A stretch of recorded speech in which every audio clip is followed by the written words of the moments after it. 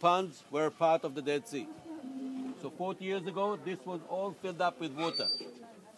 Today, to maintain the water in the ponds, Israel pumps water out of the Dead Sea. This is the real Dead Sea. This is only evaporation ponds. Here they gain the minerals. Jordan and Israel are gaining the minerals of the Dead Sea together. So for doing this, Israel is getting fresh water from the green area over there. There the clouds start to shower rain again. They stop showering rain in Jerusalem, cross the valley, start to shower on the other side. The water comes down on the bottom, and a part of it is given to Israel.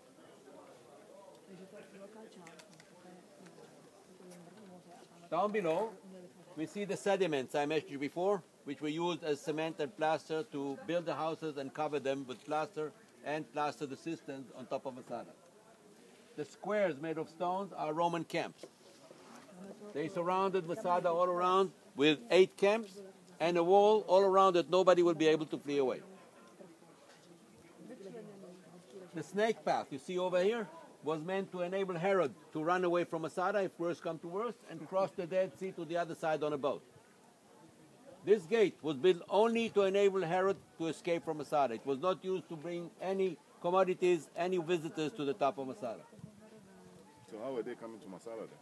The west side, to the desert, not along the Dead Sea. Now,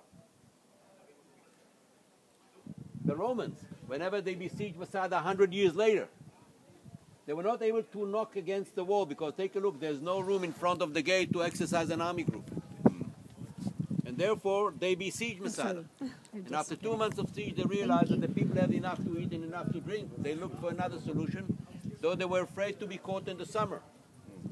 Their water source was over there in En-Gedi. You see the green line over there far away? This was the only water source in the area. For 17 kilometers away, they had to carry the water to nourish 15,000 people with water.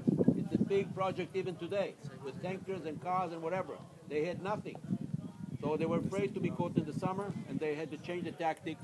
They went to the opposite side of the mountain, looking for the highest place in the area to build a ramp from this place to be able to push up a 3-story high tower made of wood, and in the middle they had a ram which knocked against the wall.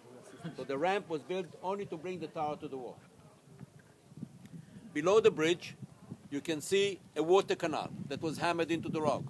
This was bringing rainwater from the top to a cistern. There's a hole over there. This hole is a cistern. The cisterns were dug in a way that first served as quarries, and then they were plastered all around with plaster to make them retain the water, because if you look at the rock, you see it's cracky. It will never retain water unless you plaster it very heavily. Okay, we are walking to the gate over there.